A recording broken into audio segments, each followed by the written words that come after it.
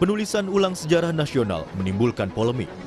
Dalam rapat dengar pendapat bersama Komisi 10 DPR, Menteri Kebudayaan Fadlizon bilang, penulisan ulang sejarah yang dibuat adalah dari perspektif Indonesia dan bukan hanya berisi catatan masa lalu. Menurut Fadlizon, penulisan ulang sejarah juga diperlukan untuk memberikan pemahaman bagi generasi muda. Bahwa yang ingin kita buat ini adalah sejarah versi Indonesia. Jadi Indonesia sentris, perspektif Indonesia. Dalam perspektif Indonesia ini, saya kira aktor-aktornya juga sangat berbeda tentu saja. Dan inilah yang ingin ditulis. Jadi sejarah tentu saja bukan sejarah atau catatan sekedar masa lalu, tapi dalam konteks Indonesia, sejarah telah menjadi jembatan yang menghubungkan identitas nasional, kebijakan politik dan perjuangan kolektif. Lalu masih ada narasi sejarah yang kita pelajari belum sepenuhnya membebaskan diri dari perspektif kolonial, kurang menjawab tantangan kekinian dan globalisasi, sehingga sering dipandang kurang relevan dengan kebutuhan masyarakat modern, terutama generasi muda. Ketua DPR, Puan Maharani, mempersilahkan jika penulisan ulang sejarah memang perlu dilakukan, namun jangan sampai ada sejarah yang dihilangkan. Puan mengimbau agar penulisan ulang sejarah dilakukan secara hati-hati dan transparan. Harus dilakukan secara hati-hati, transparan, jangan terburu-buru, dan jangan kemudian menghapus sejarah yang ada, walaupun itu pahit, namun harus tetap disampaikan dengan transparan. Jadi jas merah jangan sekali-sekali merupakan sejarah. Kalau memang ingin diperbaiki silakan, tapi namanya sejarah, apakah itu pahit ataukah itu baik, ya kalau memang diulang harus diulang dengan sebaik-baiknya. Jadi Anggota Komisi 10 DPR fraksi Partai Gerindra, Latinro Latundrung, mendukung wacana penulisan ulang sejarah Indonesia. Gerindra meyakini tidak akan ada hal yang ditutup-tutupi, apalagi dihilangkan dalam penulisan ulang sejarah. Fraksi Partai Gerindra tentu sangat mendukung untuk melakukan revisi ataupun perubahan pembaruan sejarah. Dengan tujuan revisi tersebut tentu akan menghadirkan sejarah yang lebih utuh dan lebih ilmiah. Dan kami juga percaya bahwa Kementerian Kebudayaan tidak akan menyusun naskah sejarah menutupi konflik sosial ataupun menghilangkan peran tokoh-tokoh bangsa yang memiliki kontribusi nyata dalam perjalanan Indonesia. Sementara itu, anggota Komisi 10 DPR fraksi PDI Perjuangan, Boni Triana, menilai istilah sejarah resmi dalam penulisan ulang sejarah tidak tepat. Boni juga mempertanyakan isi buku sejarah yang ditulis ulang. Karena dampak atau tafsiran yang akan muncul apabila ada sejarah resmi atau sejarah yang dikeluarkan oleh versi negara, maka akan ada sejarah yang tidak resmi, sejarah yang ilegal, bahkan subversi. Apabila buku ini hanya kompilasi sumber sekunder, maka saya pikir ya mubazir. Mohon maaf, mubazir. Bagaimanapun proyek ini kan menggunakan uang rakyat. Ya, sehingga kalau tidak ada yang baru, ya, bahkan cuman mendaur ulang, ya buat apa? Nah, Kementerian Kebudayaan tengah mengerjakan penulisan ulang sejarah nasional. Menteri Kebudayaan Fadlizon bilang penulisan ulang sejarah ini ditargetkan rampung dan diluncurkan pada 17 Agustus 2025, bertepatan dengan perayaan 80 tahun kemerdekaan Republik Indonesia. Tim Liputan, Kompas TV.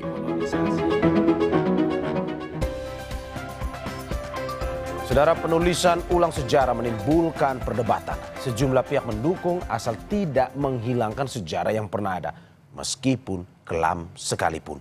Di sisi lain ada juga yang mempertanyakan urgensi penulisan sejarah ulang. Pagi ini kami akan bahas bersama anggota Komisi 10 DPR fraksi PDIP, Boni Triana. Selamat pagi Mas Boni. Selamat pagi, selamat pagi. Terima kasih Mas sudah bergabung di Dialog Sapa Indonesia Pagi, dan juga anggota Aliansi Keterbukaan Sejarah Indonesia, Usman Hamid. Selamat pagi Mas Usman. Selamat pagi Bung Mario, selamat pagi Bung Boni. Terima kasih Bapak sudah bergabung di Sapa Indonesia Pagi hari ini. Saya ke Mas Boni terlebih dahulu. Mas Boni, ini dalam pembahasan Komisi 10 DPR dan Kementerian Kebudayaan apa alasan dilakukannya penulis ulang sejarah ini yang sebenarnya menjadi pertanyaan besar? Apa urgensinya? Apa sebenarnya tujuan? Justru itu yang kami pertanyakan di Komisi 10, sehingga setelah pertemuan dengan kelompok masyarakat, aksi dalam hal ini, ya, kita menggelar rapat kerja dan itu dipertanyakan. Ya. Pertanyaan itu muncul kan karena memang proses penulisan ini terkesan buru-buru, kemudian tidak transparan. Karena menurut pengetahuan kami, yang namanya penulisan sejarah nasional itu kan mestinya didahului dengan seminar sejarah, konferensi sejarah nasional yang diikuti oleh berbagai ragam macam sejarawan dari berbagai macam latar belakang, sehingga ada proses yang terbuka, orang bisa mengikuti di sana. Seperti itu, sehingga itu kami pertanyaan apa urgensinya. Satu-satunya alasan yang dikemukakan oleh Menteri dalam rapat kemarin adalah karena kita sudah terlalu lama tidak menulis atau tidak merevisi atau bahkan memutakhirkan buku sejarah yang ada. Sudah hampir beberapa tahun, beberapa puluh tahun kita tidak punya buku sejarah. Seperti itu saja yang kami dengar. Tapi kalau membaca dari konsep, tentu ada beberapa bab yang ditambahkan, seperti misalkan era SBY dan juga era Pak Jokowi, ya, bahkan juga sudah masuk di sana sebagian awal dari Pak Prabowo kalau merujuk kepada keterangan Menteri Kebudayaan. Seperti demikian. Oke, Mas Bono, itu tapi dari DPR sendiri kemarin saya baca di berita-berita bahwa sampai saat ini Komisi 10 belum menerima draftnya karena kan sudah 70%, katanya sudah mau mendekati selesai. Apakah sampai saat ini dari DPR sudah menerima draft penulisan ulang ini? Sejauh ini belum menerima. Bahkan satu-satunya pegangan kami cuma konsepsi yang selama ini beredar dari tangan ke tangan gitu melalui pesan di WhatsApp. Ya, itu saja yang pegangan kami dan juga rujukan bagi kami untuk melakukan pertemuan-pertemuan dan juga melontarkan pertanyaan-pertanyaan kepada pihak Kemenlu. Ya. Oke, berarti sampai saat ini belum menerima ya, Mas Bono? Belum menerima ya? Ini kami belum menerima draft itu. Oke, kalau begitu saya ke Mas Usman. Mas Usman, sebelum saya ke Mas Usman, saya ingin sedikit memberikan informasi bahwa kami sudah mengundang dari pihak pemerintah, dari Kementerian Kebudayaan, tetapi hingga saat ini memang masih belum ada respon dan kita masih terus menunggu jawaban dari Kementerian Kebudayaan. Saya ke Mas Usman. Mas Usman sepertinya tersenyum mendengar ini informasi.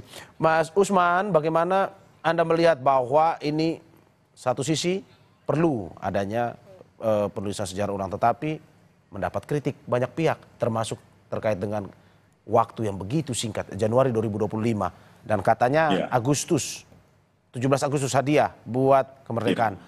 Menurut Anda seperti apa? Ya, sebenarnya memang diperlukan, apalagi kalau melihat proses transisi politik di Indonesia masih belum menuntaskan penyelesaian kejahatan-kejahatan di masa lalu. Misalnya pelanggaran-pelanggaran hak asasi manusia yang berat. Pada awal tahun yang lalu, tahun 2024, Presiden memberikan pidato mengakui 12 peristiwa pelanggaran hak asasi manusia yang telah diidentifikasi oleh tim penyelesaian secara non-yudisial. Salah satu rekomendasi mereka adalah penulisan ulang sejarah. Nah, penulisan ulang sejarah di sini diletakkan di dalam perspektif penyelesaian hak asasi manusia. Ada banyak contoh di negara lain. Salah satunya adalah di Guatemala. Di Guatemala dibentuk sebuah komisi klarifikasi keadilan atau klarifikasi sejarah dan keadilan. Nah, ini untuk memberikan semacam pemenuhan hak-hak atas kebenaran untuk para korban, untuk masyarakat yang mengalami ketertindasan. Nah, komisi ini, komisi klarifikasi sejarah ini dipimpin oleh seorang uskup dan beranggotakan 700 orang. Bayangkan jumlah anggota tim kita di Indonesia, misalnya kalau dibandingkan dengan sejarawan yang terlibat di dalam proses penulisan ulang sejarah resmi, jumlahnya sangat kecil. Jadi hampir tidak mungkin ini bisa memenuhi harapan kita bersama. Yang kedua, ini sebenarnya yang menjadi prinsip dari Aliansi Keterbukaan Sejarah Indonesia.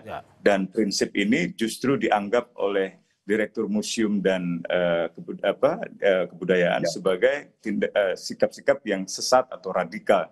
Makanya tadi saya tersenyum sebenarnya.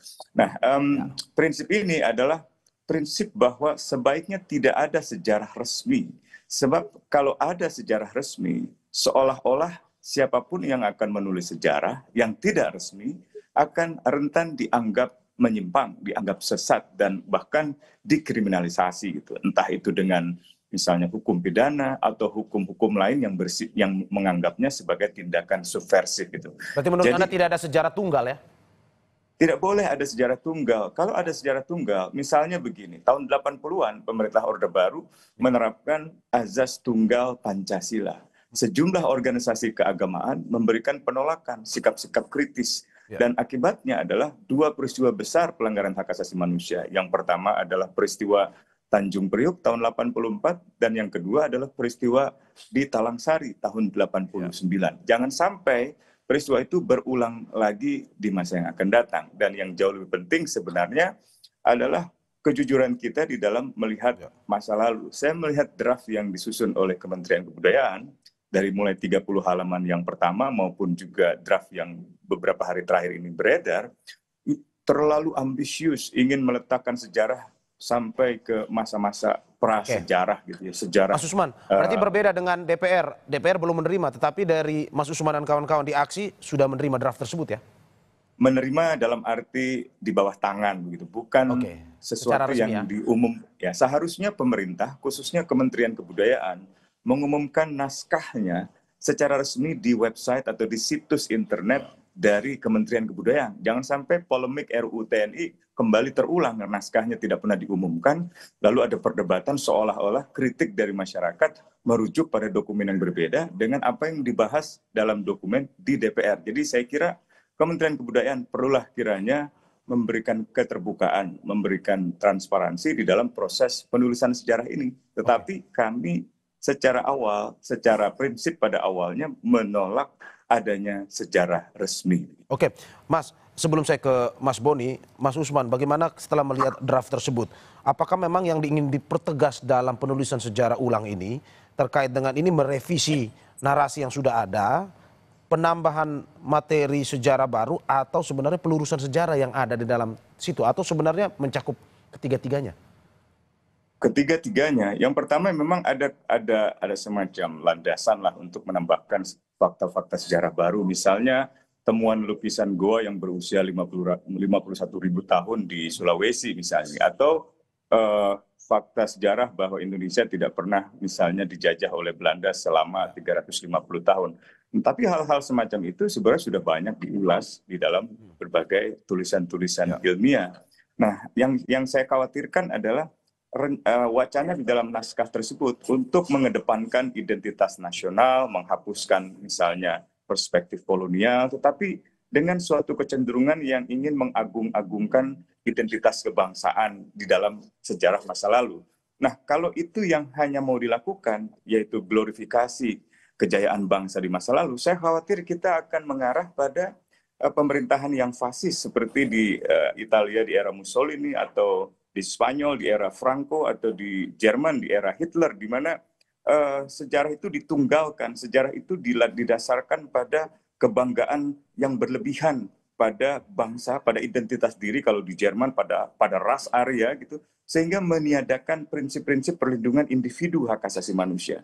Nah, perspektif ini saya kira yang harus dikoreksi, jangan sampai timbul nasionalisme yang agresif sebagaimana yang terjadi di dalam negara-negara dengan sistem politik fasis. Oke, saya ke Mas Boni. Mas Boni, bagaimana DPR melihat Januari katanya akan diumumkan di 17 Agustus 2025, hanya dalam beberapa bulan.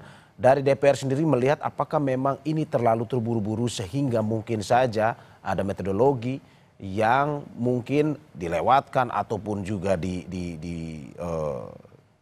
tidak dimasukkan dalam penulisan ulang ini, atau bagaimana sebenarnya? Saya mau memberi ilustrasi karena saya juga sejarawan. Jadi saya tahu betul bagaimana proses penulisan sejarah itu kalau dilakukan secara serius. Ada sejarawan dari Belgia namanya David van Rijbroek. Dia menulis buku judulnya Revolusi Indonesia dan Lahirnya Dunia Baru. Ya, itu buku bestseller, sedang dalam proses penerjemahan ke dalam bahasa Indonesia sekarang dari bahasa Belanda. Buku ini ditulis dalam jangka waktu 4 tahun. Ya. Sejarawan ini mewawancarai hampir sekitar 200 narasumber yang ikut ataupun bersaksi bagaimana peristiwa di awal-awal kemerdekaan terjadi di Indonesia. 200 narasumber dari berbagai tempat. Ya. Dokumen dia periksa 4 tahun dan hasilnya mencengangkan. Ya. Sekitar 900 halaman dan buku itu menjadi bestseller dan juga mengemukakan banyak hal baru di dalamnya. Ini sebagai gambaran saja bagaimana sebuah penulisan buku sejarah itu pastinya tidak hanya mengompilasi sumber sekunder. Ya. Jadi dari buku yang sudah ditulis, tapi mestinya juga menelaah lebih dalam atas dokumen-dokumen, arsip. Apalagi buku ini memang rentang waktunya panjang sampai 10 jilid. Ya. Dan juga sebetulnya kalau menurut saya, kalau dari buku sejarah yang sudah ada baik dari SNI, kemudian juga ke buku IDAS Indonesia dalam Arus Sejarah yang terbit tahun 2012, kalau memang buku ini mau melengkapi, mestinya ya juga nggak perlu sampai 10 jilid gitu ya. Ini hanya melengkapi dari yang ada, berarti kan hanya menambahi kekurangan narasi dari yang belum ada di buku sebelumnya. Artinya memang temuan-temuan yang diklaim baru, yang sebetulnya di kalangan sejarawan yang nggak baru-baru amat gitu ya, itu bisa dimasukkan ke sana sehingga 10 jilid kalau kita lihat tentang waktunya memang mepet gitu. Kecuali juga keroyokan, dikerjakannya memang keroyokan. Dan saya mendengar info yang juga menurut saya agak sedikit membuat saya terus bertanya, ini antara tim penulis jilid karena ada 10 jilid dengan yang jilid lainnya itu tidak saling terkoneksi gitu ya. Jadi seperti otonom masing-masing bekerja seperti di buru-buru waktu dan juga ada tor yang dibuat jadi seperti top down gitu. Jadi teman-teman sejarawan ini seperti dikasih orderan untuk menulis ini dan itu gitu ya. Nah, sementara kalau misalnya memang penulisan sejarah yang seperti dilakukan sebelumnya memang harus melalui proses ada diseminasi publik, ada proses diskusi, dinamika, perdebatan sehingga temuan-temuan dari para sejarawan itu ya mencapai satu kata konsensus. Misalkan kata atau istilah terminologi Indonesia sentris itu sebetulnya yang sudah dipakai sejak zaman Kongres Nasional Seminar Sejarah Nasional tahun 57. Jadi Indonesia sentris itu justru diformulasikan tahun 57 bukan barang baru sekarang. Itu memang sejarah kita tuh sejarah Indonesia sentris. Jadi Mas Boni kalau melihat Mas Boni, kalau melihat rentang waktu normalnya dalam penulisan ulang sebuah sejarah, sebuah negara misalkan, butuh berapa lama? Ya itu relatif ya, relatif. Orang bisa ngomong 4 tahun lama, ada bisa ngomong 10 tahun, macam-macam. Tapi poin saya adalah mestinya ada proses atau prosedur penulisan yang dilakukan dengan tahapan-tahapan tadi. Ada research-nya. Saya agak kurang yakin kalau buku ini ditulis menggunakan research yang mendalam gitu ya. Nah, kalau riset mendalam itu kan mencari arsip saja membutuhkan waktu. Membaca arsip yang sebagian juga berbahasa Belanda bahkan paleografi juga membutuhkan waktu. Jadi memang idealnya buku ini tidak dikerjakan terburu-buru gitu ya. Bukan karena momen Agustus 80 tahun, tapi karena pentingnya momentum sejarah kita yang ditulis ini, maka membutuhkan satu riset yang mendalam sehingga nanti yang disampaikan juga benar-benar bermutu lah. Kan? Apakah kita bisa bilang DPR menolak sebenarnya ini pada akhirnya keluar di 17 Agustus 2025 atau bagaimana sebenarnya? Dalam keputusan rapat kemarin kami sudah bilang ada 2 butir penting. Pertama, kata istilah atau terminologi sejarah resmi ataupun terminologi sejarah resmi baru itu tidak digunakan ya satu. Jadi artinya buku ini kalau nanti jadi ya tidak bisa menjadi atau bukan satu-satunya rujukan gitu ya dalam pengajaran sejarah. Jadi tidak bisa juga kita klaim bahwa ini satu-satunya rujukan. Yang kedua, DPR juga meminta untuk tidak tergesa-gesa mengerjakannya. Karena kalau tergesa-gesa nanti ya kita tidak tahu hasilnya seperti apa. Dan juga ada beberapa bab yang kami soroti, misalkan dari fraksi PDI Perjuangan merasa jilid 8 mengenai pemerintahan di era Bung Karno itu tonnya agak sedikit minor. Dikasih judul misalkan masa bergejolak dan ancaman integrasi. Jadi seolah-olah itu masa di mana penuh gejolak dan ancaman aja, tidak ada achievement-nya, tidak ada pencapaian. Padahal pada masa Bung Karno kita tahu kita sebagai sebuah bangsa dihargai di regional maupun internasional karena Asia Afrika, karena penyelenggaraan Asian Games, macam-macam lah. Saya pikir itu mestinya jadi titik tekan dan juga fokus di jilid ini, dan itu menjadi perhatian kami bersama di PDI Perjuangan. Oke, menurut Anda ada peristiwa politik yang ingin dikaburkan dalam penulisan sejarah ini, Mas Boni? Sebelum saya ke Mas Usman. Kalau misalkan kita melihat susunan outline yang beredar, gitu, sepertinya ada peristiwa yang ingin tonnya itu agak sedikit diabaikan, entah mungkin menghindari kontroversi atau entah mungkin karena tidak ingin menciptakan kegaduhan, saya nggak tahu. Tapi intinya begini, sejarah menurut saya justru harus bisa membuka peristiwa sepahit apapun. Karena dengan itu kita belajar sebagai bangsa. Kalau kita hanya mengglorifikasi, itu nanti punya potensi narasi ini akan menjadi narasi sejarah yang chauvinistik. Itu ya, hanya mengagung-agungkan masa lalu, kemudian membagus-baguskan, tapi peristiwa-peristiwa salah satunya yang tadi Mas Usman bilang tentang kejahatan kemanusiaan kita tidak akan belajar. Artinya siklus kejahatan, siklus kekerasan di mana seringkali juga negara terlibat akan terus berulang di masa yang akan datang. Nah, itu yang kita harus hindari. Oke, saya ke Mas Usman. Mas Usman, Ketua Aksi Marzuki Darusman di DPR bilang tindakan menulis sejarah itu merupakan cara halus pemerintah untuk mengontrol pemikiran rakyat dan memonopoli kebenaran atas sejarah bangsa. Apa sebenarnya mau disampaikan oleh Aksi dengan pernyataan yang mau disampaikan jelas dari Pak Marzuki Darusman adalah penolakan atas rencana penulisan sejarah resmi. Jadi seharusnya identifikasi terhadap identitas kebangsaan, terhadap sejarah di masa lalu, tidaklah dikemas secara tunggal atau diseragamkan gitu ya.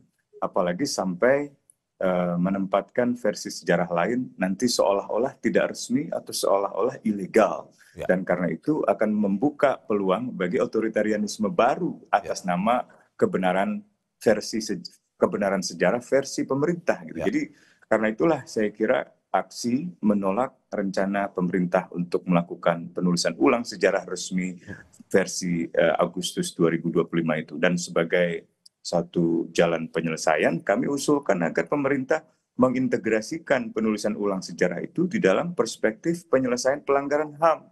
Sehingga bisa mengambil pelajaran dari masa lalu. Kan masa lalu kita bukan hanya tentang kejayaan, tapi juga tentang kekalahan, tentang kesalahan, tentang masa-masa yang kelam di mana kita perlu belajar. Misalnya di tahun 65 ada begitu banyak orang dituduh komunis dan dibangun kebencian pada komunis sehingga timbul begitu banyak pembunuhan massal tanpa ada pertanggungjawaban hukum atau diskriminasi terhadap orang-orang Hokkien, terhadap orang-orang Tionghoa yang berujung pada kerusuhan rasial terhadap perempuan, perkosaan rasial di tahun 98 gitu.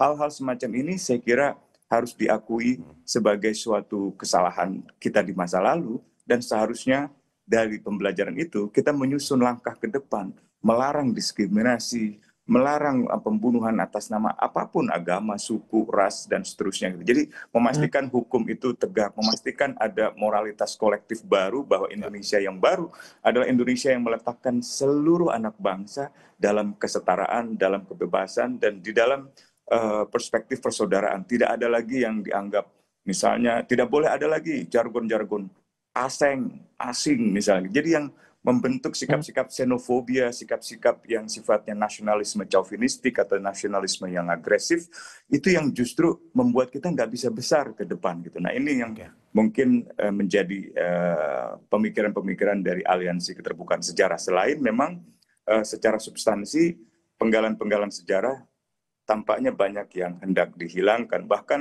narasi tentang Kongres Perempuan Indonesia pada tahun 1928 itu tidak muncul. Nah, gerakan mahasiswa, gerakan misalnya perempuan di tahun 97-98 yang berujung dengan penculikan, penghilangan, atau misalnya kerusuhan yang membakar anak-anak miskin kota, atau misalnya penembakan mahasiswa di Trisakti, di Semanggi, itu saya kira belum mendapat perhatian yang cukup. Jadi lagi-lagi kalau sejarah ini ingin ditulis dengan cara yang kredibel dan penuh integritas, sebaiknya pastikan partisipasi masyarakat, partisipasi korban untuk bertutur, untuk bercerita tentang pengalaman masa lalu. Bukan hanya di masa Orde Baru tentu saja, bahkan sampai di era kolonial ada Pak Jeffrey Pondah yang berkali-kali bolak-balik Belanda untuk meminta keadilan atas peristiwa pembunuhan massal di Rawagede misalnya gitu, dan di banyak penggalan sejarah lainnya di Indonesia. Jadi saya kira sejarah masa lalu bukanlah sejarah tentang para aktor-aktor di tingkat elit, di tingkat diskursus saja, tapi adalah cerita tentang masyarakat di tingkat konkursus, di tingkat bawah, di tingkat akar rumput. Itu yang juga perlu mendapat perhatian dari negara.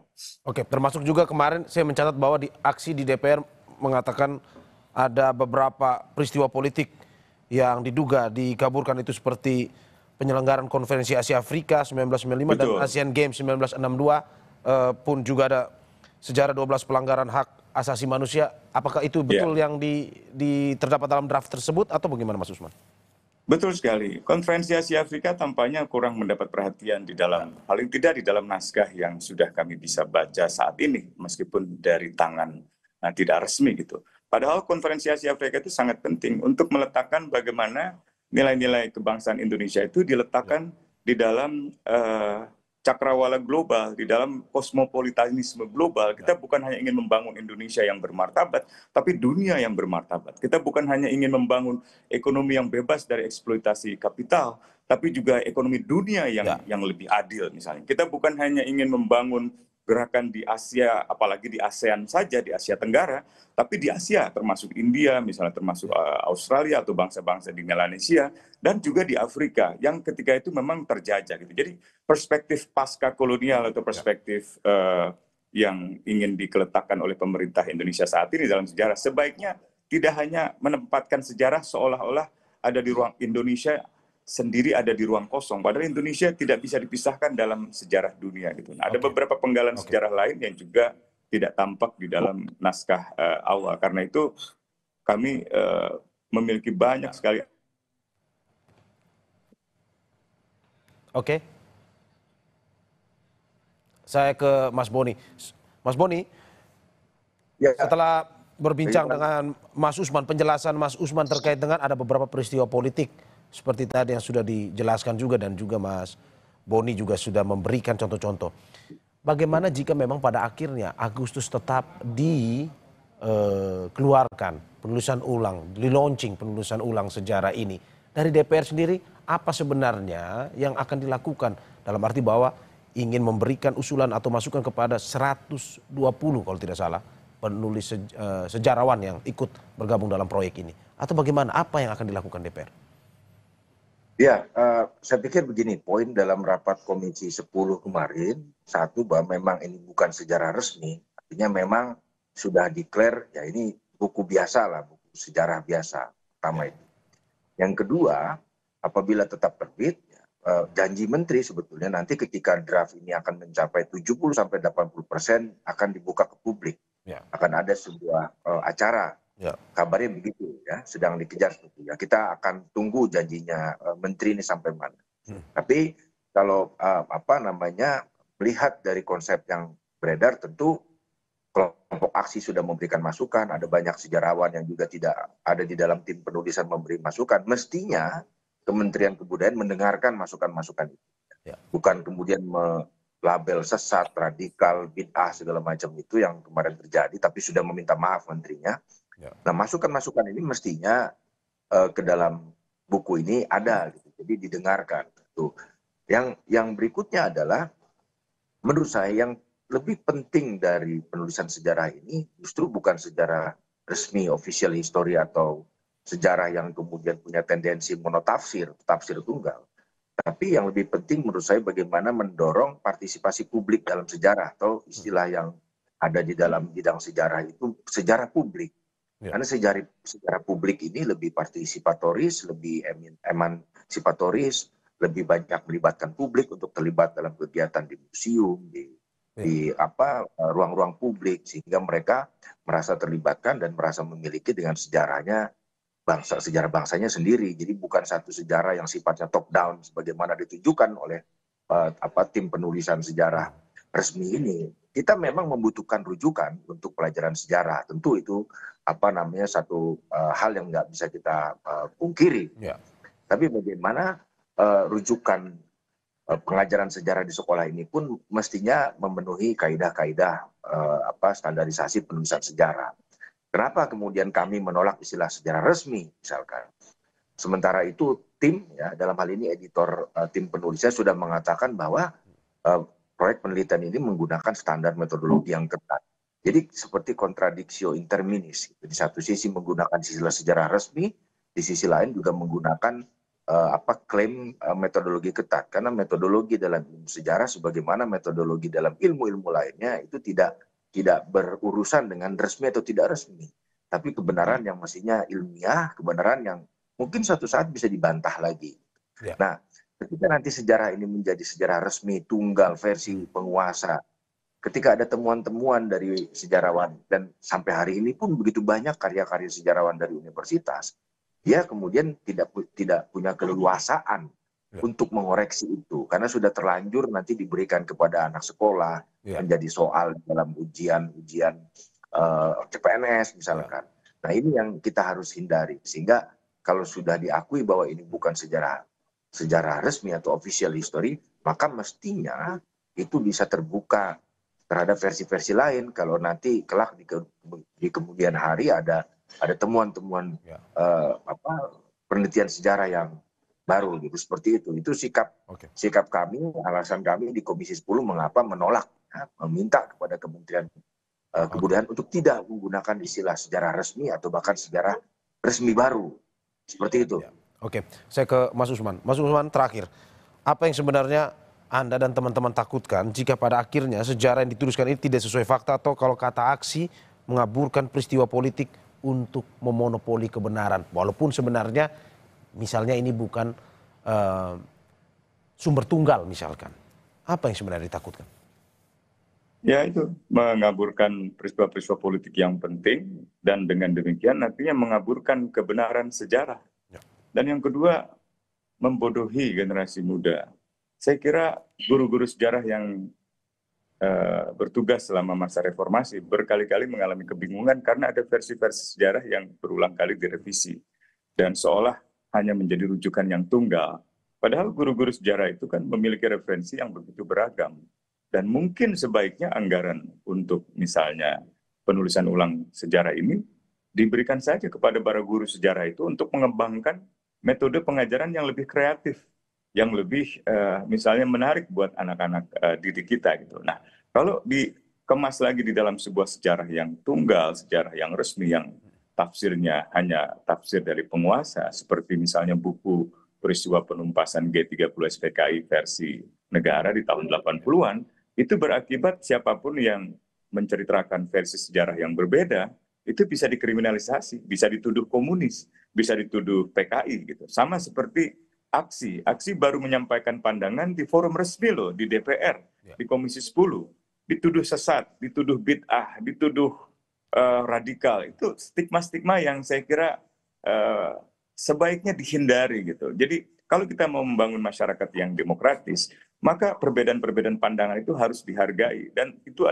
adalah kewajiban pemerintah, kewajiban negara, terutama pemerintah, untuk memastikan bahwa masyarakat bisa mencari informasi, menyebarkan informasi sesuai dengan yang memang mereka yakini gitu. Dan dalam hal ini tentu kaitannya dengan sejarah gitu. Dan jauh lebih penting lagi, sebenarnya kontribusi besar yang diharapkan dari penulisan ulang sejarah ini apa?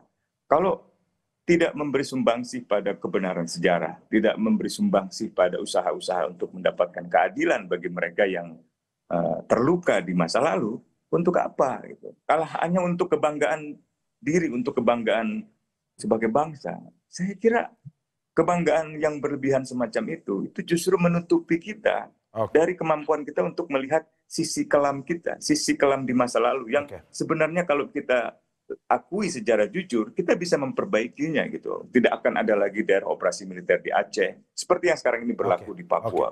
Hampir tiap hari kita mendengar orang terbunuh di Papua. Itu hal-hal yang terjadi karena kita nggak pernah belajar dari sejarah daerah operasi militer di Aceh, di Papua, di Timor Timur, yang itu semua tidak ada di dalam naskah awal penulisan ulang sejarah saat ini. Dan kita harapkan apa yang disampaikan pada pagi hari ini juga memberikan masukan terkait dengan penulisan sejarah ulang Indonesia sehingga komprehensif dan tidak seperti yang ditakutkan mengaburkan peristiwa-peristiwa penting lainnya. Terima kasih anggota Komisi 10 DPR fraksi PDIP Boni Triana dan juga anggota Aliansi Keterbukaan Sejarah Indonesia Usman Hamid. Terima kasih Bapak-bapak, sehat selalu. Terima kasih Bung Mario, Bung Boni. Selamat pagi. Terima kasih Mas Usman.